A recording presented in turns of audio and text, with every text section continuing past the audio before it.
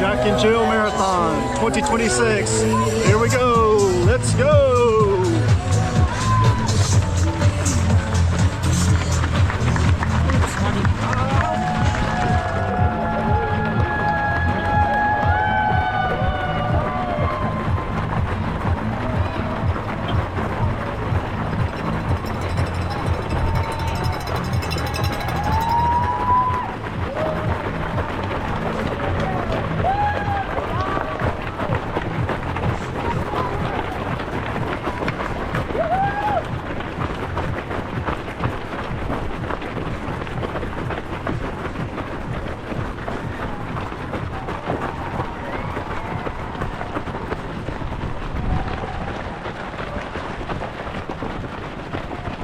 Crushed gravel the whole way.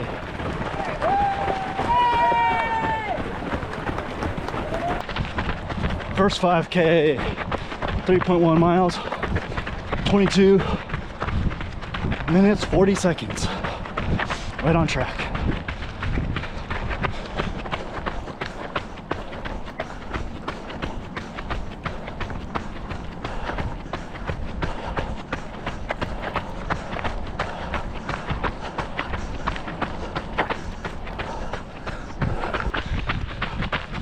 Mile 6.2, 44, 25. The lead pack is passing us.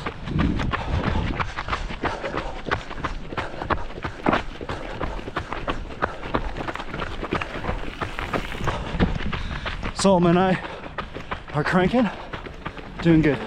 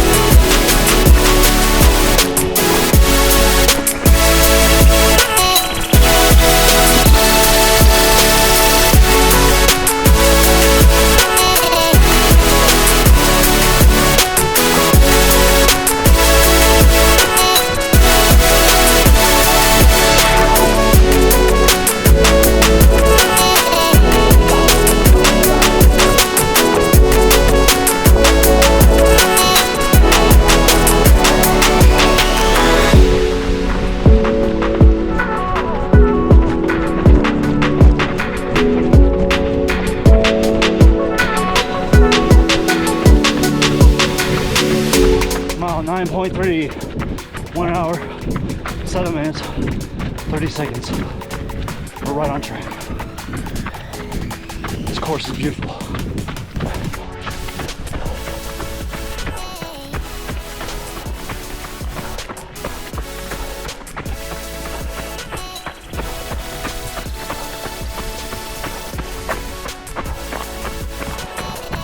Mile 12.4, 1 hour, 30 minutes, 20 seconds. Still right on pace. Looking good, guys.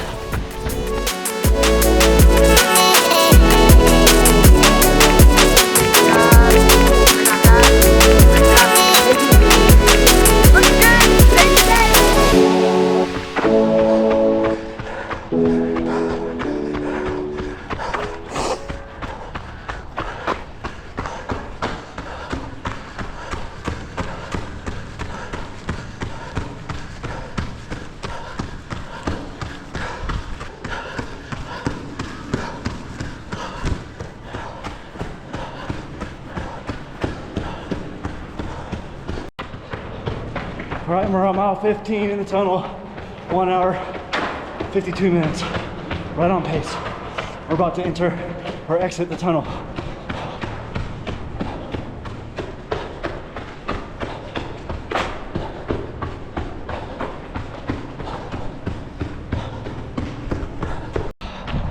.5 miles. 1 hour, 16 minutes, 30 seconds. I'm not sure where we're at. My watch is all over the place. I'm not sure how we're doing.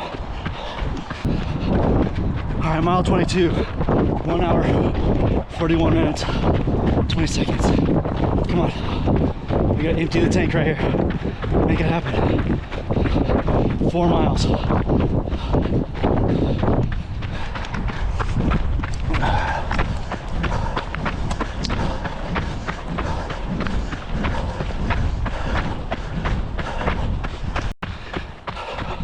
Mile 23, fight for my life out here. Come on. 308 is slipping away, but trying to find it. Try and find it. Come on. Gotta get another gear. Come on. Almost there. Come on.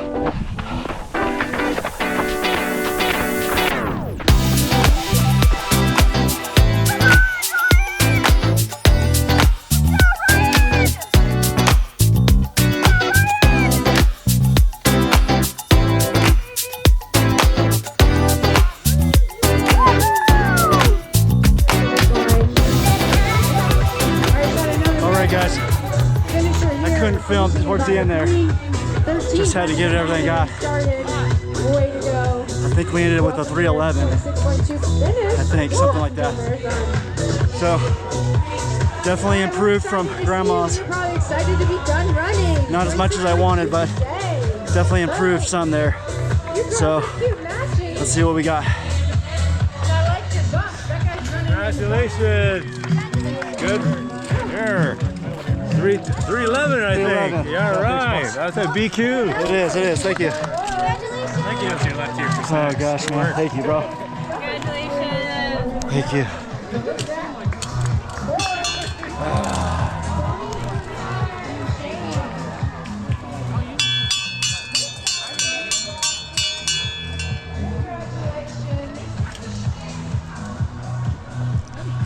All right, not exactly the time that I was looking for, but we got a PR and we got a better BQ. So we're on our track. We're on the right track, guys.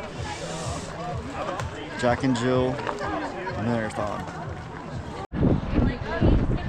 All right, so the reward for finishing is you get to walk about a mile down this road. This is like worse than the New York walk. At least New York is flat. Holy smokes.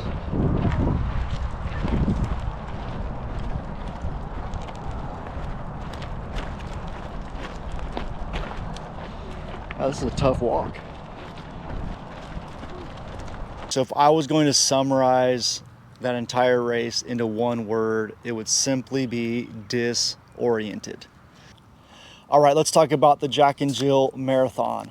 This is going to be a section where I just kind of debrief my thoughts on it, as well as strategize for if you or I run this again. So if you like that kind of stuff, keep watching. If not, thank you so much for watching the video. And I would love for you to subscribe because it really helps us to build this channel. For context, just about 5 weeks ago, ran the Grandma's Marathon, which was the big build that we've been working on for the last 18 months. Ran that, qualified for Boston, but the cutoff time for Boston, I think, is going to be more than what I had at Grandma's. After reflecting, kind of decided to do kind of an emergency pickup race at Jack and Jill, which was only going to be about 5 weeks after we ran. Non-ideal situation to run an A race and then quickly turn around and do another A race. Not a lot of time for your body to recover and build into the next. But kind of needed to do this and to at least give it a shot. So the thing about it is, ideal situation would be to have more time, but I didn't have that. Also, I also was on traveling for 3 of the weeks working. So nutrition's hard when you're traveling. Workouts are tough when you're traveling as well. So again, not ideal situation, but again, I fought through that. I've done that before, so I felt comfortable with the ability to do that. I went into this race just kind of not fully prepared like I normally would. Normally I study the race course, watch YouTube videos, read the elevation charts, talk with my coach about strategies for that specific course. And that is one of the main things I would say about Jack and Jill. If you are going to run this and you've never ran a course like this, 1, it's a trail. 2, it has a lot of elevation change. 3, it's a very small race. I think there was only about 350 people on our day. And so it just feels like a very large group run. And so very different from a major course, major race where you've got thousands of people, lots of excitement, cheering, lots of support, all that energy. This does not have that. This feels like a large group run. They do a great job with aid stations and things like that, but there's just not the energy of a large race.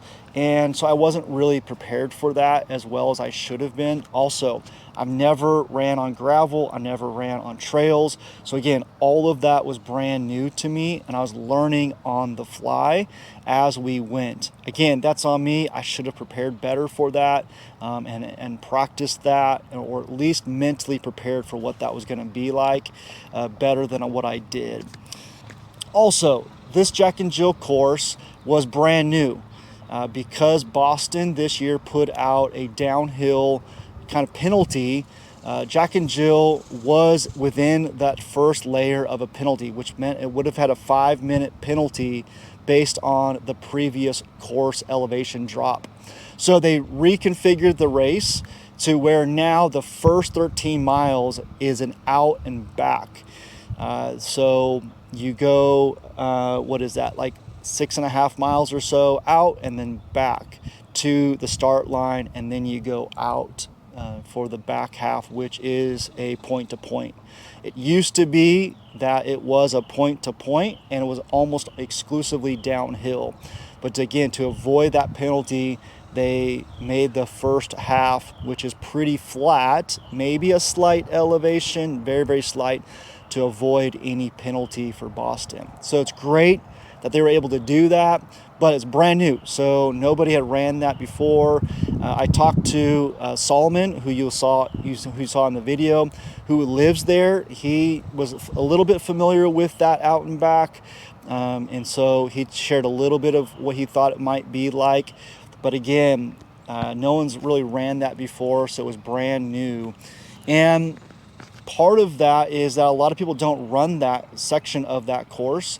And so there was much more gravel and less of the rut that you see us running in on that first half. Plus, you had everybody at that point going out and back. So there was a lot of issues and learning for me on how to pass on a trail when you're kind of running in these car lanes. And so that was a new thing for me. It felt like, I said in the video, it felt like I was driving on a 2-lane highway and having to pass people by moving into the other lane and trying to avoid oncoming traffic. Plus, you're in this rut and then you have to get out of that onto fresh gravel or onto the side of the course. And so there was a lot of navigating mental energy into kind of when, how, what lane I'm going to be in, that again, just what I wasn't prepared for or wasn't used to. The biggest thing, why was I disoriented? By far the biggest thing was my watch. Where this race is at, my watch was almost useless to me, which I was not prepared for at all. It was reading my current pace at 950 down to 650 all over the place, and so I couldn't really trust my watch at all during this entire race. So I ran the first half almost exclusively by perceived effort. I feel very comfortable knowing what a 715 to 720-ish looks like, feels like. So I felt very comfortable that I was on pace for that, which I was the whole time of the first half. But the back half, I needed to drop down to 705 and 7s. That I don't really have a good perceived effort as to what that feels like. And so I just had no idea where I was at and what I was doing. The other part of that was that I usually pace myself based on 5K increments. This course did not have the Ks marked. It was only miles. So again, mentally fatigued going into this race, not fully prepared. I just did 5K conversions. So it was 3.1, 6.2, 9.3. And so I was having to guess at mile 3.1, which I don't know what the 0.1 is in a mile or what the 0.2 is within the mile. So I began to have to guess, am I at the 0.2 mark? Am I at the 0.3 mark in this mile? Which didn't give me confidence that my cumulative time on my watch was even accurate. So when I started to fall off pace, I just began to think, well, maybe I'm just not at that point in that mile. Hindsight, I should have just converted it to straight miles, mile 3, mile 6, mile 9, as opposed to trying to use my 5K conversions. Again, bad choice, wasn't the right choice. I never made that, and I made that choice last minute when I started thinking, I don't know that this course has the K marks.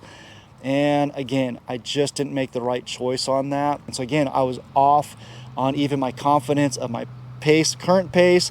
I was not confident on my cumulative pace. And so again, I was very disoriented. Just know that you're gonna have to do a lot of pacing on your watch just by the miles. The other thing that I did not do is I typically do auto lap on my watch, which means that it just automatically reads the miles on its own. Definitely cannot do that on this course. You've got to do manual mile laps, so that way when you hit that flag, you can turn it over and know exactly where you're at per mile. I did not do that on this course.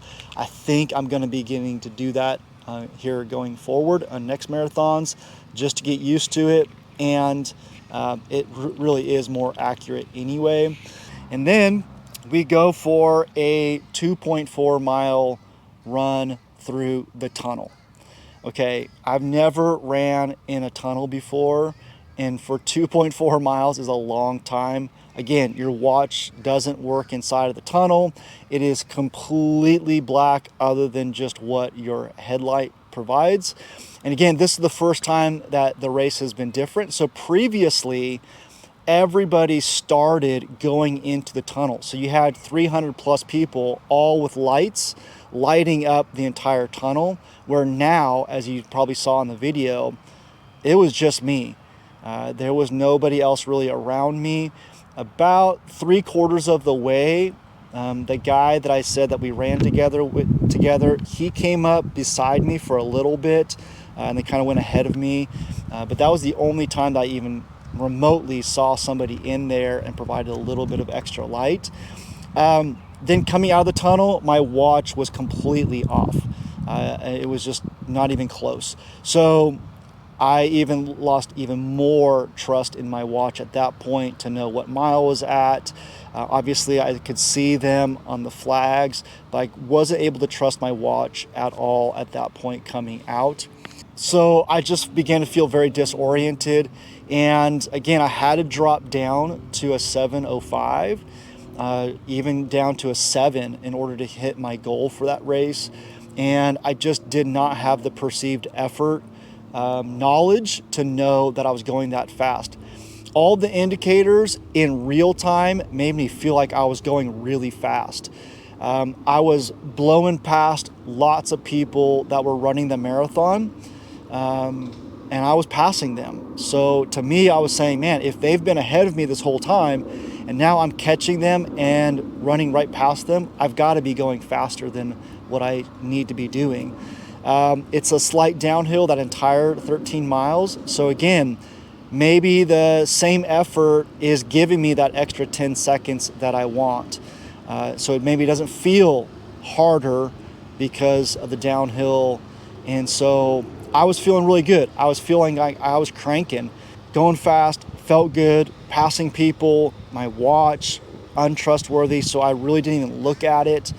There was one point where I think it was mile 23. In my head it was mile 23, but I was actually at mile 24.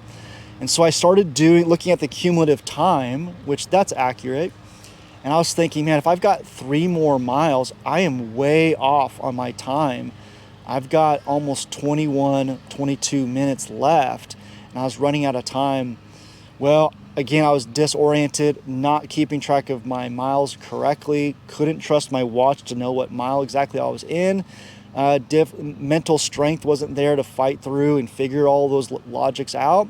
I started really losing momentum, losing energy, because I was just thinking, man, I'm not even gonna be close to my grandma's time, what I need for this race. But I just told myself, keep going. You don't know what's gonna happen. Keep going, keep going. This feels good. I don't need to slow down. I feel good. I feel great.